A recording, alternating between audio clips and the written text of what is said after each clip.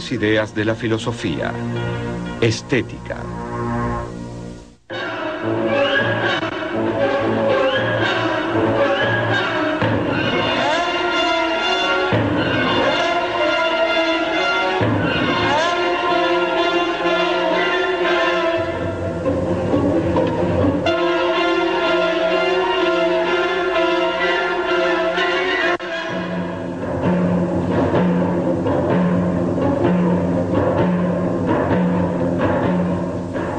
La estética es el estudio filosófico sobre lo bello y sobre el arte. Si bien la palabra arte implica la idea de belleza, en realidad estos dos términos son muy diferentes.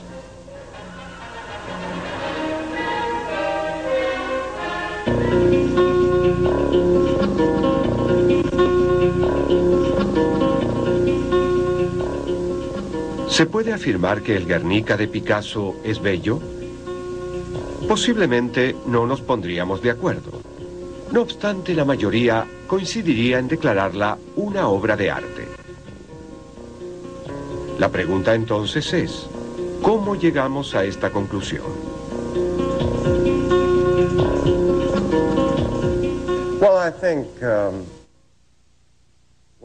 Bueno, creo que en términos generales la filosofía del arte se ocupa de lo que es una obra de arte, de lo que hace que algo sea una obra de arte, y de las diferencias entre las obras de arte y todo lo demás. Al menos allí es donde debemos empezar. Y eso sucede inevitablemente con la mayoría de los temas filosóficos.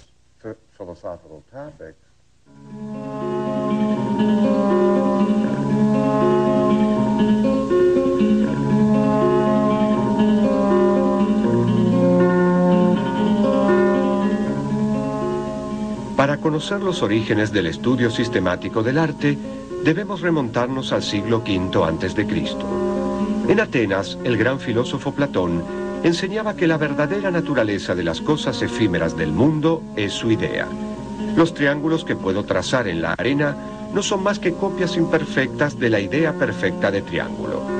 Las ideas superan lo sensible y solo pueden captarse por la razón. Sin embargo, hay una idea que manifiesta la razón a través de los sentidos. Es la idea de belleza. Existe una belleza por la que todas las cosas son bellas.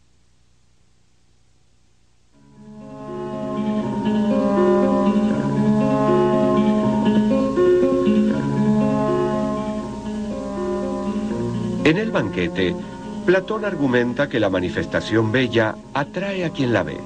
A tal atracción la llama Eros, el dios griego del deseo.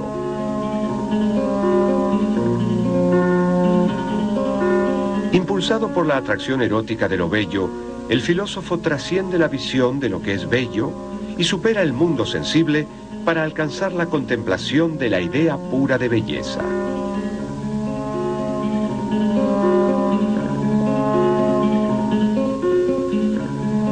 La reflexión platónica sobre la belleza no tiene en cuenta la función que el arte podría cumplir en la estética.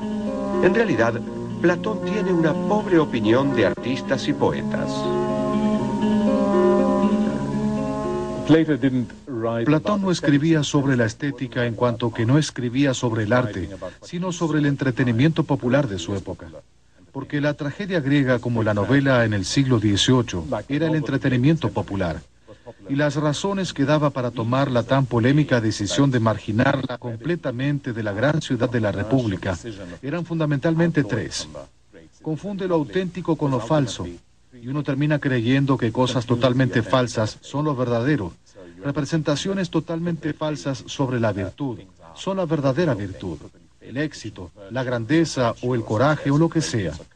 Sirve fundamentalmente para representar solo asuntos infames y violentos. Después de todo, dice, una buena persona es bastante aburrida porque no cambia mucho. Y por último, es capaz de influenciar incluso al mejor de nosotros para actuar en la vida real de una manera de la que realmente nos avergonzaríamos si no nos hubiésemos expuesto al arte. En la República, Platón explica su concepción del arte como una traición a la idea. Al copiar la realidad, el artista copia una copia, ya que el objeto sensible ya es una copia de su idea.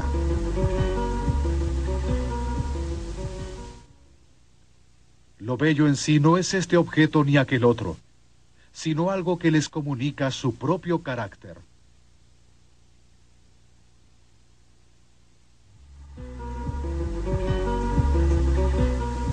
Platón desconfiaba de los poetas porque creía que solían hablar sobre cosas que no podían conocer verdaderamente.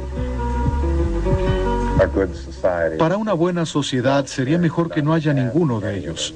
En todo caso, no se les debería asignar la tarea de educar a los jóvenes. Al fin y al cabo, creo que pensaba que los filósofos eran quienes debían hacerlo, ya que supuestamente ellos eran los que sabían cómo diferenciar la realidad de la ilusión.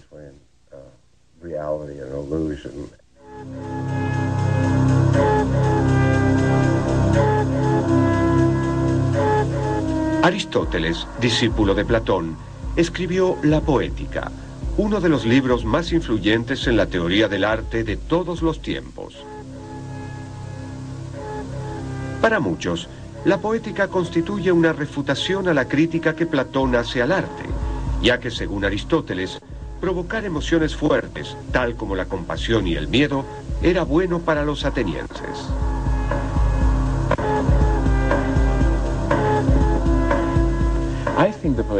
Creo que la poética, si bien es una obra sumamente importante y magnífica, es realmente muy simple. Lo que dice es, las obras tienen principio, medio y fin. No pueden ser ni demasiado largas ni demasiado cortas. Es mejor si tienen un final feliz que si no lo tienen. Es mejor si sus personajes son creíbles que si no lo son. Lo que él está haciendo aquí es darnos los principios elementales que demuestran que una obra puede ser escrita bien o mal. Porque Platón había argumentado que escribir poesía no es un arte, que el poeta solo sabe cómo imitar la apariencia de un general, de un marido o de un niño.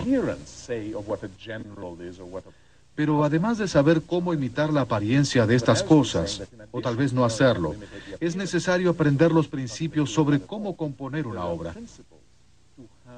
Es por ello que la poesía es un arte, que es justamente lo que Platón había negado, al decir que los poetas solo trabajaban impulsados por la inspiración y sin saber lo que hacían.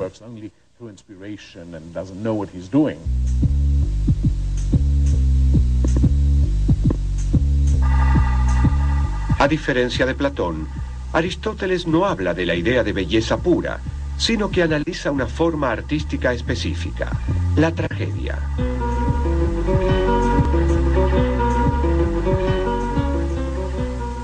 Las formas supremas de lo bello son la conformidad con las leyes, la simetría y la determinación o delimitación.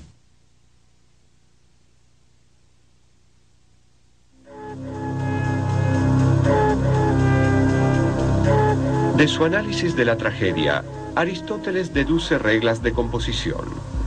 La más famosa es la regla de las 3 unidades: unidad de acción, de tiempo y de lugar. La unidad de acción implica que la tragedia debe representar una sola acción sin tramas secundarias, y que cada etapa de la acción debe ser la consecuencia inevitable de lo que sucedió previamente. En cuanto a la unidad de tiempo, la trama no debe exceder las 24 horas. Y finalmente, la unidad de lugar consiste en que todo debía ocurrir en la misma localización. Pero, ¿qué pasó en la Edad Media? En el Medioevo no hay una estética propiamente dicha. En este periodo, lo bello es absorbido por una fascinación arrolladora por la dedicación a Dios.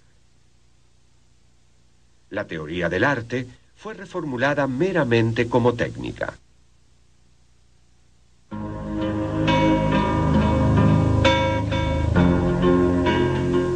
La estética neoclásica comienza a plasmarse en pleno Renacimiento a medida que los grandes pensadores de la antigüedad fueron redescubiertos y su obra fue traducida. Los preceptos medievales comenzaron a quebrarse en el siglo XV cuando el arquitecto italiano Leone Battista Alberti plantea que la belleza es armonía y perfección. La belleza se establece al someter la obra a las leyes estéticas objetivas que rigen todo arte, y por lo tanto está más allá de la subjetividad de los gustos. La primera de estas leyes es el principio del orden formal.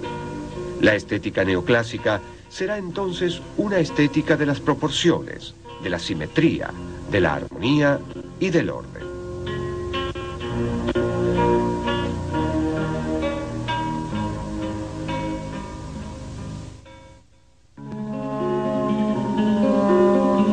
Las bases de la estética, como se la estudia en la actualidad, surgieron en Inglaterra en el siglo XVIII durante un período de notable actividad intelectual.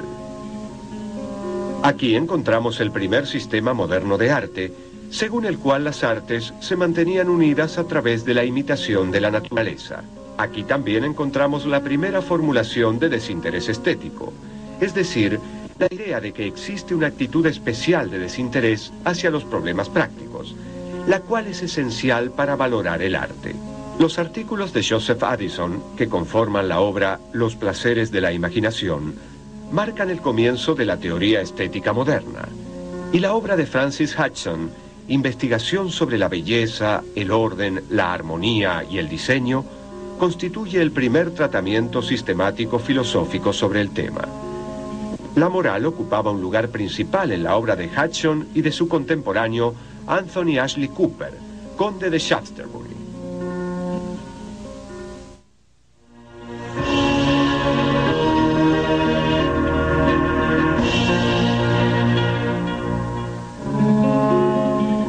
Shaftesbury consideraba que no se da un verdadero goce estético si éste no proviene del bien, ni un verdadero placer moral si no incluye lo bello. Lo bello y lo verdadero son una sola cosa. El origen de todo lo bello y todo lo bueno es Dios, puesto que toda armonía es signo del orden divino. Hudson coincide con Shaftesbury en que el sentido moral es innato, pero también cree que el sentido, tanto de la belleza como de la armonía, viene dado en el ser humano. Hudson supone que la percepción de la belleza y de la armonía no proceden meramente de los sentidos externos, sino de un sentido interior que registra el fenómeno de la belleza.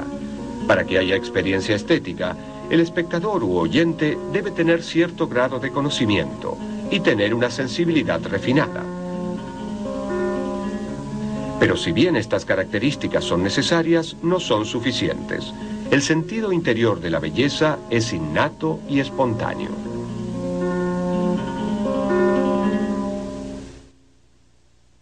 Las ideas que la belleza y la armonía provocan en nuestra alma nos placen necesaria e inmediatamente, igual que las otras ideas sensibles.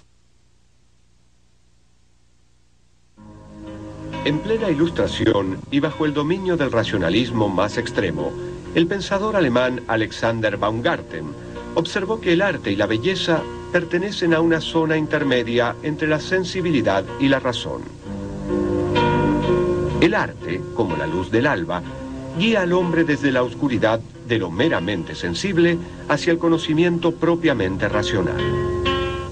En la actualidad, Baumgarten es mayormente recordado por haber acuñado el término estética, como así también por su influencia sobre Immanuel Kant, un brillante profesor prusiano de filosofía que revolucionó el ambiente filosófico.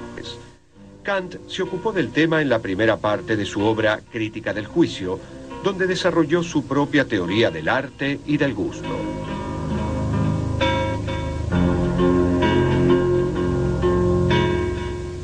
En otra obra seminal, Crítica de la Razón Práctica, Kant examina la acción humana y desarrolla las nociones de necesidad y libertad, y concluye que en la medida en que esos dos ámbitos, el de la naturaleza y el de la libertad, estén separados, el hombre queda desgarrado como ciudadano de dos reinos. Kant proclama que es la experiencia estética la que permite reconciliar el determinismo de la naturaleza con la libertad de la moral humana. La experiencia estética no está limitada ni por la ley natural ni por la ley moral. En ese espacio de juego, la sensibilidad y la razón se reconcilian mediante la imaginación.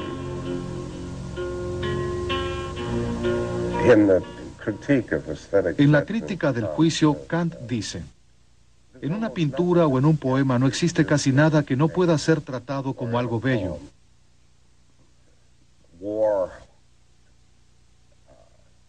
La guerra, las furias. Él enumera todo lo que puede presentarse como algo bello,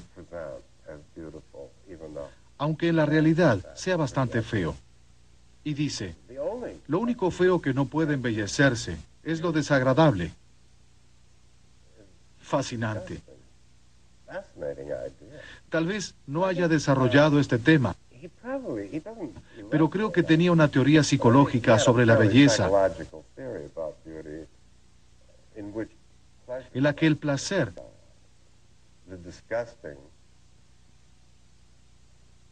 y lo desagradable provoca dolor, en tanto que es la naturaleza misma de lo desagradable lo que queremos hacer desaparecer, sacar,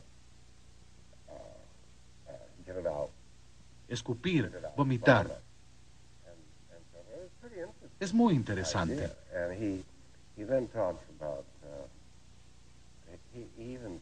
También dice que la verdadera antinomia está compuesta por lo bello y lo desagradable, y no por lo bello y lo feo, ya que lo feo puede embellecerse. Este tema sí lo desarrolló en un libro anterior. Uno de los aspectos novedosos que introduce Kant, contrasta Luto con Baumgarten y la escuela racionalista, es su noción de que el juicio estético no obedece una regla, sino que, como dice Hudson, se basa en un sentimiento. Si bien todos los juicios sobre lo bello son subjetivos, ya que se basan en un sentimiento, este puede ser un sentimiento compartido. No obstante, como se basan en un sentimiento, no hay principios que los determinen, y por lo tanto no puede haber una ciencia exacta de lo bello. Kant estaba absolutamente en lo cierto cuando dijo que el juicio del gusto, decir esto es bello, no está regido por conceptos, por lo cual no se puede hacer una descripción que sugiera que el objeto es bello. No es posible decir: es blanca y simétrica y tiene un aspecto peculiar, y su doncella está a su lado en la cama, por lo tanto es bella o es bello. No se puede hacer eso. Pero el motivo no es que bello sea un concepto peculiar como él pensaba, sino porque el juicio del gusto no es una conclusión. Es una hipótesis, o mejor dicho, una suposición sobre lo que va a suceder cuando uno pase tiempo con este objeto. Pero, como dije, no se puede decir de antemano qué es lo que va a suceder. Es por eso que me gusta pensarlo en función de lo que dijo Stendhal, al definir la belleza como una promesa de felicidad. Es una promesa que no es necesario cumplir, o peor, que puede cumplirse y puede ser decepcionante, o peor aún, que puede cumplirse y ser perjudicial para uno y uno no lo sabe. Kant afirma que lo que causa satisfacción en el juicio estético es la forma pura que se experimenta en una contemplación desinteresada. Kant retoma la valoración del artista como creador, originalmente formulada por Addison en Inglaterra en el siglo XVIII, inspirado por el Tratado sobre lo Sublime de Longinus y la fórmula de un modo sumamente influyente y original. La noción de Kant del artista genio sostiene que el artista es considerado no como artesano hábil, sino como individuo excepcionalmente sensible y superior. Es en la obra del genio, en la obra del artista inspirado, donde la naturaleza muestra su cara oculta. A través del genio, la naturaleza proporciona reglas al arte. A fines del siglo XVIII, Friedrich von Schiller retomó y amplió las ideas de Kant. Schiller articuló su propuesta de una educación estética entendida como formación de un hombre plenamente libre. Schiller sostiene que el arte hace al hombre más humano, y es la condición necesaria de cualquier orden social que no pretenda basarse en la coerción totalitaria, sino en la libertad racional. Cuando cultivamos nuestras facultades estéticas, cultivamos nuestras facultades morales. Tanto así que la educación estética hace superflua una educación moral.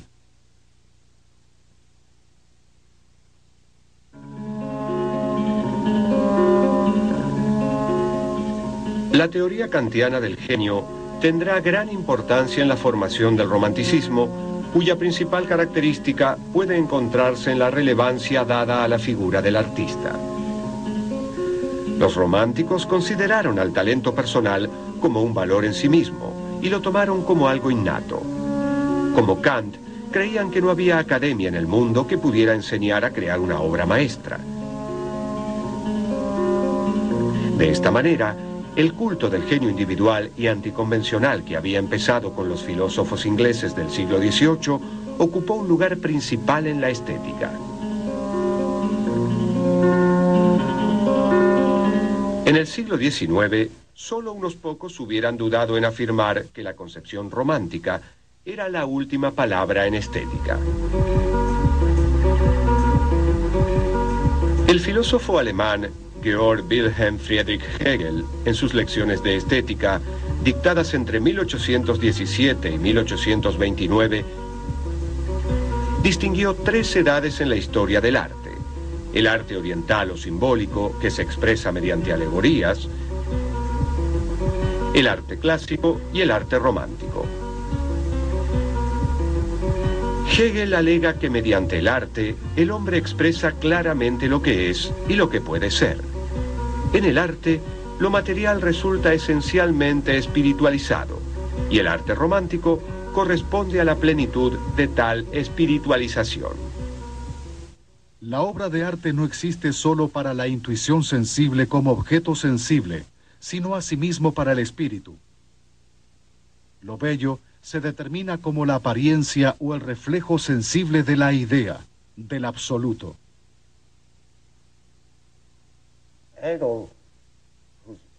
Creo que el libro más importante de Hegel fue Estética. El propósito de Estética es argumentar que el arte ya no es necesario, que en realidad está llegando a su fin. Era adecuado para una cierta época en que los seres humanos, antes de que la filosofía se volviese lo suficientemente fuerte como para abordar el tipo de preguntas que el arte puede abordar, Hegel tiene esta maravillosa idea en el mayor interés del espíritu, esas son sus palabras,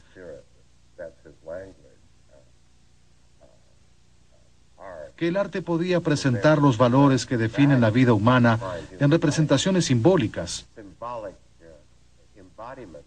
en estatuas, en imágenes.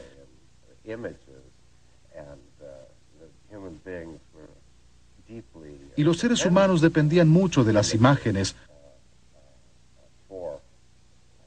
para aprender el significado de la vida.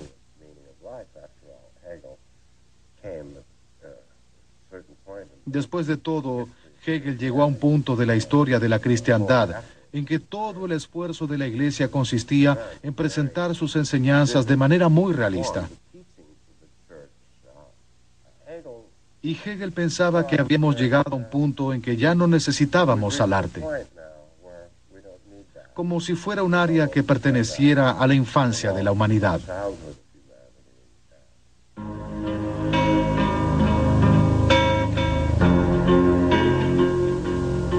Al presentar la dialéctica histórica del arte, Hegel la concibió como un proceso completo y no abierto a futuros despliegues. El arte romántico es la culminación de esa evolución y no cabe esperar avances ulteriores. Hegel representa un punto de inflexión en la estética porque rechaza la teoría del arte como representación.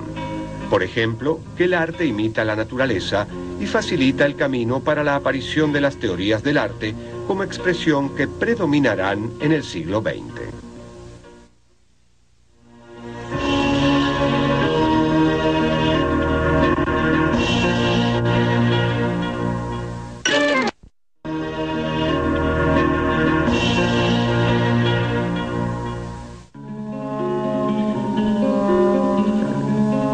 En la misma época en que la reflexión estética de Hegel alzaba vuelo, otro filósofo alemán, Arthur Schopenhauer, ubicó al arte en el centro de su propio pensamiento. Influido por el hinduismo, Schopenhauer plantea que el mundo es solo un tejido de apariencias urdido por nuestro intelecto. La realidad es en sí solo voluntad de vivir, que late en lo más profundo de todo lo que hay, no solo en los seres orgánicos, sino incluso en la naturaleza inanimada. Esta fuerza ciega, este impulso de ser, se nos revela en la contemplación artística. La música, sobre todo, encarna la voluntad misma en su ímpetu y energía incesantes.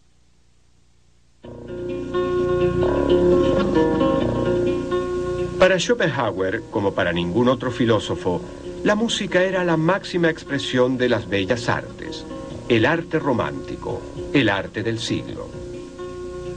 La teoría de Schopenhauer sobre la música como encarnación de la voluntad fue una de sus más importantes contribuciones a la reflexión estética.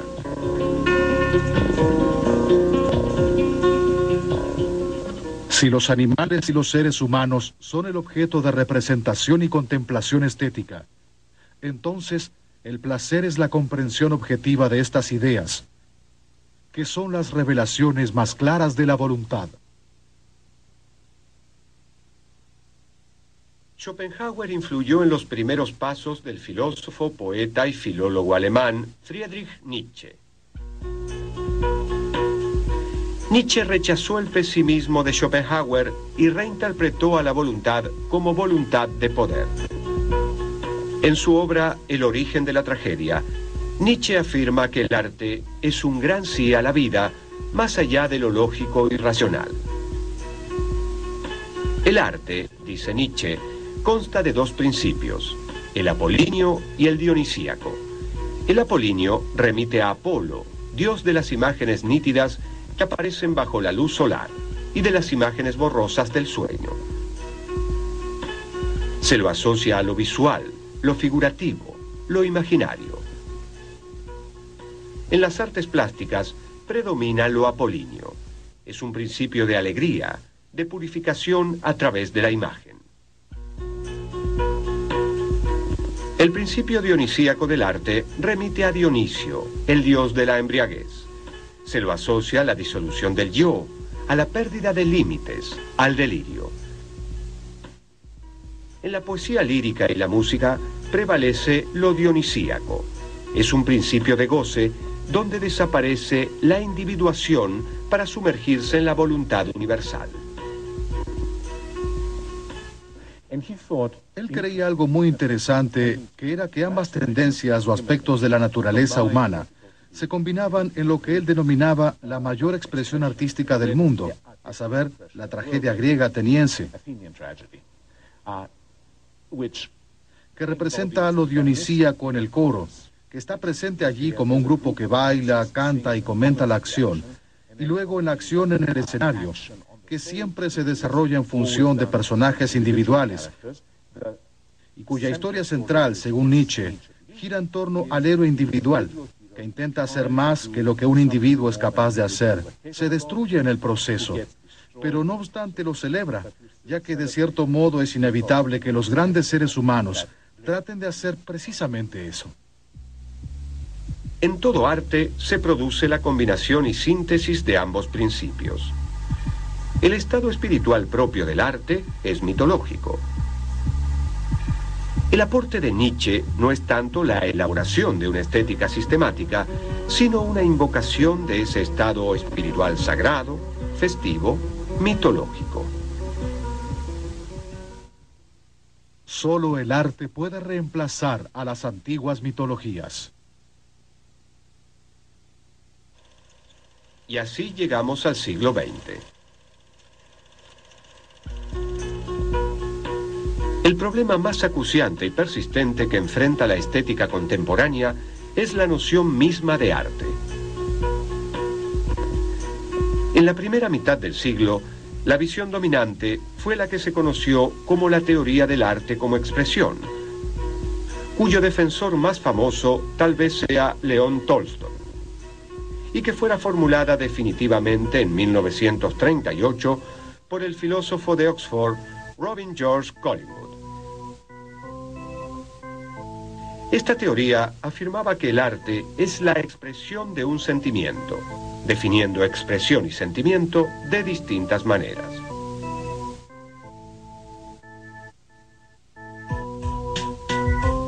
En la segunda mitad del siglo XX, los filósofos se impacientaron por las definiciones predominantes de arte, en mayor medida por la presión que los artistas vanguardistas depositaron en estas teorías, quienes se negaron a producir objetos que correspondieran con dichas definiciones.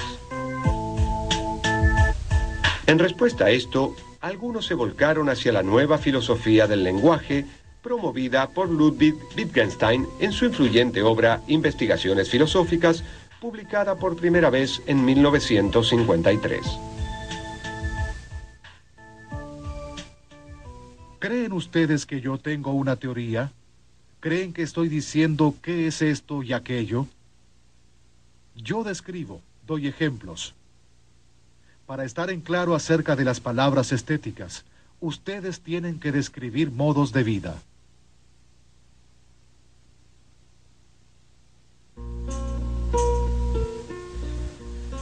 Desde su cátedra en la Universidad de Cambridge, Wittgenstein desarrolló su revolucionaria teoría sobre los usos del lenguaje. Para entender una palabra, hay que atender a sus usos habituales, porque ella no es nada fuera de esos usos. Por ejemplo, no existe una verdadera esencia de fruta, como querría el platonismo. Lo que hay es una serie de entidades como manzanas, ciruelas, naranjas, que tienen algún aire de familia. El aire de familia justifica que se les dé una denominación común, la palabra fruta. Sostengo, pues, que la propia naturaleza aventurera y expansiva del arte, sus constantes cambios e innovaciones, hacen que sea lógicamente imposible determinar un criterio de definición.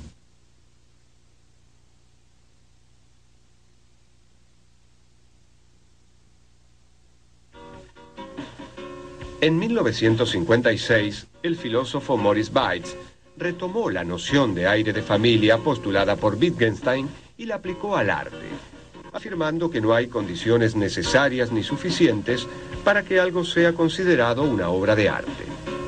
Lo mejor que puede hacerse es identificar un conjunto formal de semejanzas.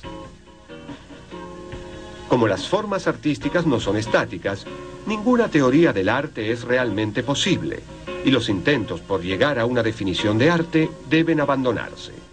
En lugar de preguntarse por la naturaleza y la esencia del arte, es más útil analizar su función y el tipo de ideas que representa.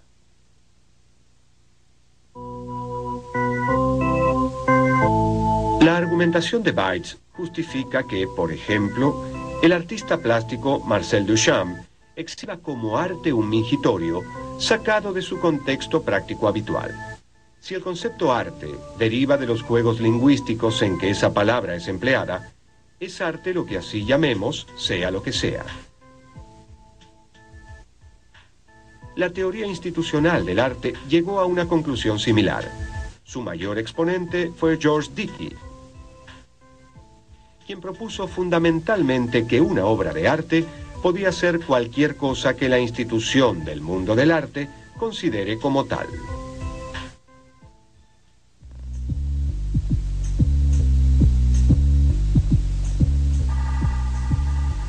Se abre un mundo de posibilidades de experimentación artística. El siglo XX se caracterizó por la fuerza y originalidad de sus vanguardias. El dadaísmo, el cubismo, el surrealismo, el pop art y otros movimientos exploraron la forma y la materia de lo artístico. La idea de belleza fue casi olvidada.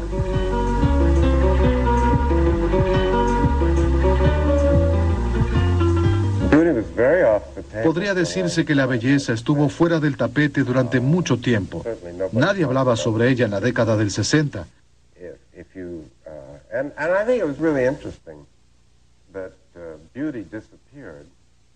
Creo que fue muy interesante que desapareciera no solamente del discurso filosófico de avanzada sobre el arte,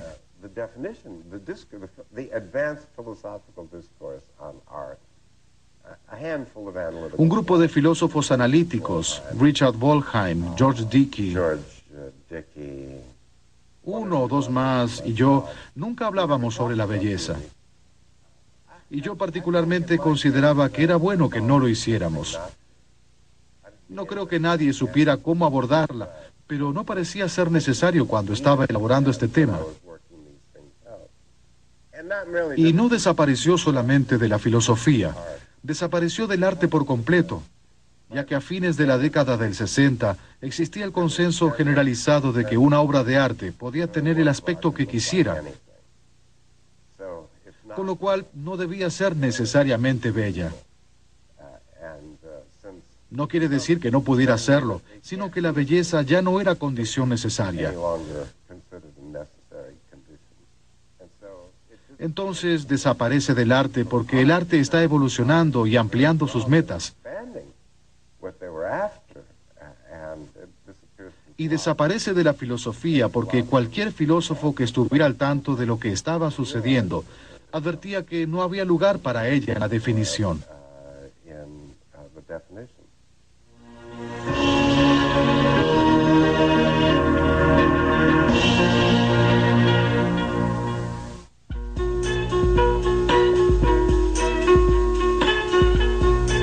Al no imitar la naturaleza ni someterse a pautas fijas o modelos previos, la obra de vanguardia rápidamente genera encendidas polémicas.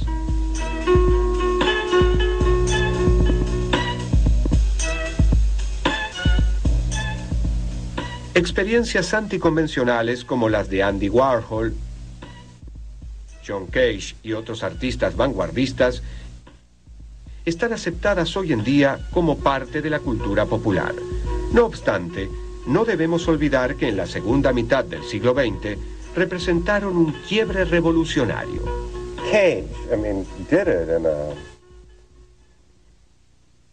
Cage fue profundamente revolucionario cuando en 1952 presentó una pieza para piano famosa denominada 4 minutos y 33 segundos,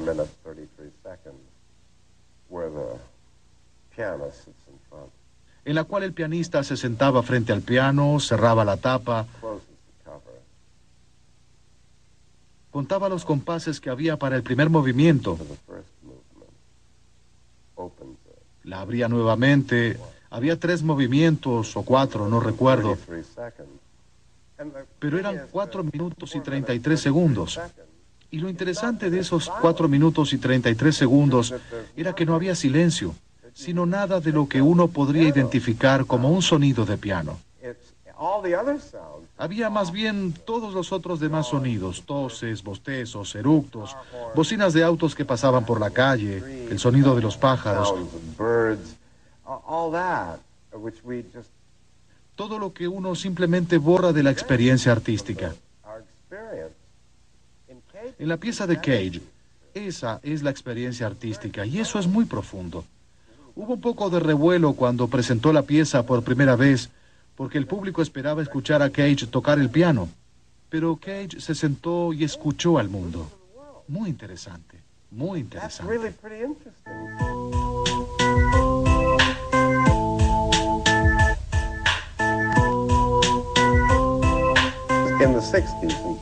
En especial en la década de los 60, todo cambió muy radicalmente.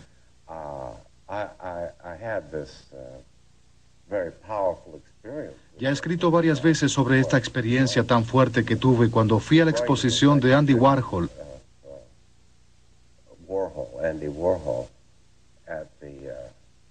en la Galería Stable, ubicada en la calle 74 Este de Nueva York. Era un espectáculo del cual todos hablaban. ¿Has visto el espectáculo de Warhol?, decían todos. Marcaba el ritmo del mundo artístico. No era posible seguir adelante sin haberlo visto.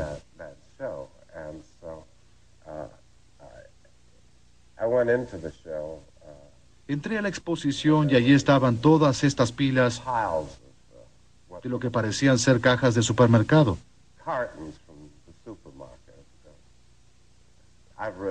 Ya he escrito sobre la caja de jabón Brillo Box, pero estas eran cajas de copos de maíz Kellogg's, de ketchup Heinz, de pizzas Del Monte.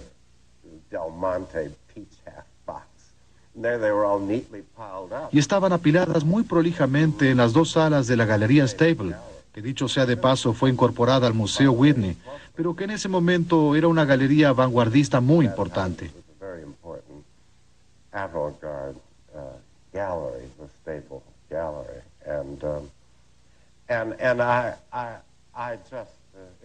Fue una revelación para mí,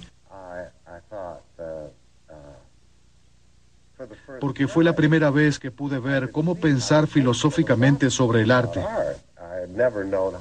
Nunca había sabido cómo hacerlo y no había nada en los libros que pudiera habérmelo enseñado. Y aquí estaba esta pregunta lista para hacerse. Y estaban estas cajas en una galería de arte y se las vendía como obras de arte. Y parecían exactamente iguales a las cajas del supermercado, a las cuales no se las consideraba arte en absoluto, sino que eran lo que uno llamaría cosas meramente reales, objetos utilitarios, parte de la vida diaria. Entonces, ¿cuál era la diferencia entre las dos? Y esa pregunta era para mí algo increíble, que nunca antes podría haberse hecho. Debía formularse desde el interior de la historia del arte moderno. Pero en 1964, 1965, en realidad en la década de los 60 en general, pasó a ser una de las principales posibilidades artísticas. Y para mí fue una de las cosas más interesantes que podría haber imaginado jamás.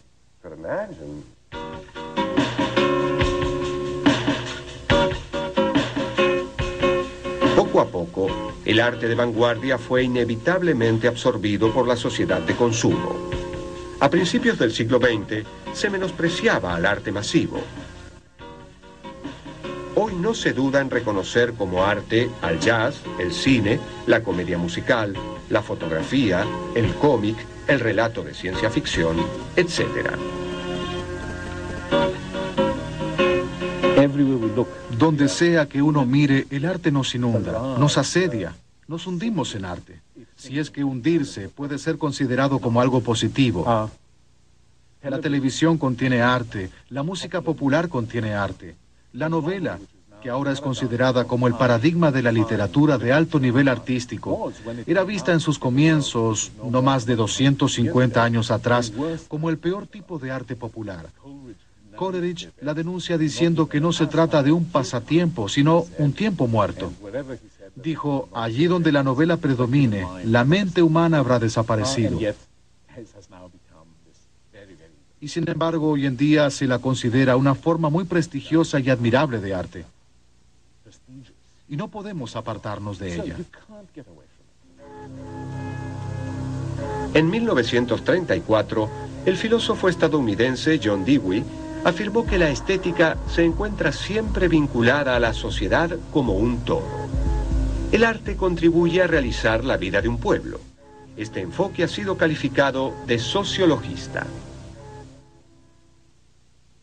El sentimiento en una obra de arte no es una experiencia meramente personal, sino que debe tener un carácter universal.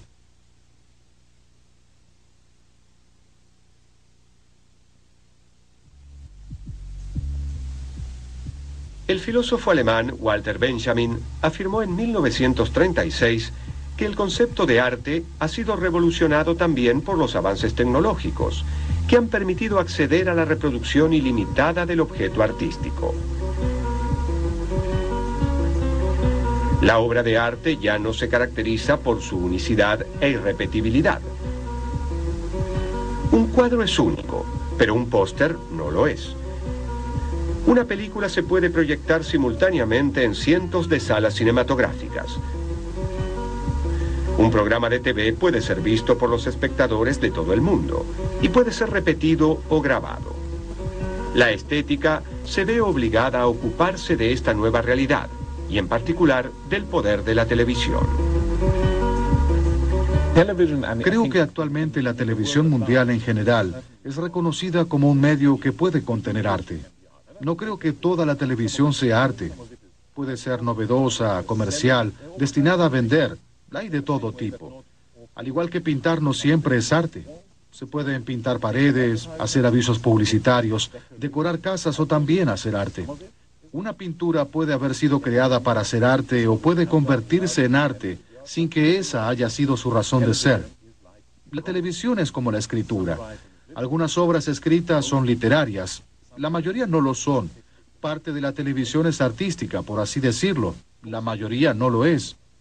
Existen muchos libros al respecto y basta ver la sección de medios de comunicación para sorprenderse por lo que está sucediendo. En cambio, creo que los intelectuales serios no le prestaron debida atención, o si lo hicieron, por lo general la denunciaron en su totalidad o la defendieron de un modo no particularmente útil. Algunos contenidos televisivos son realmente muy buenos, no hay duda sobre ello.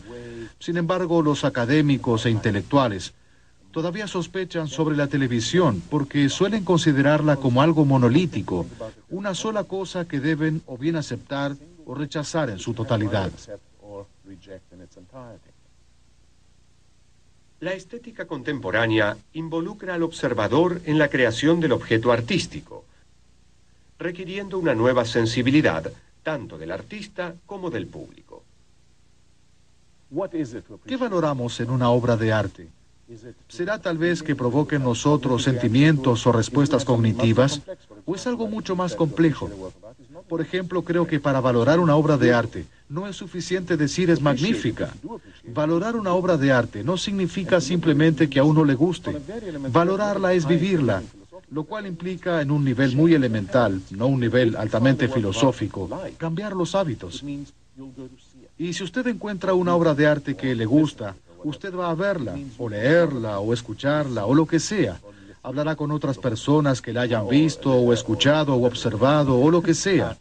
Leerá diferentes libros, conocerá diferentes personas, irá a diferentes lugares a donde nunca había ido. En otras palabras, cuando le gusta algo de esa manera, usted cambia su vida naturalmente a causa de ello. Y la pregunta es, ¿qué efecto produce a largo plazo? Y muchas personas creen que si el arte se valora, es porque debe producir efectos buenos. Me refiero a efectos moralmente buenos. Los filósofos deberían ayudar a las personas a pensar más claramente. Pero al mismo tiempo hay que tener cuidado. Volvamos a lo planteado por Barnett Newman.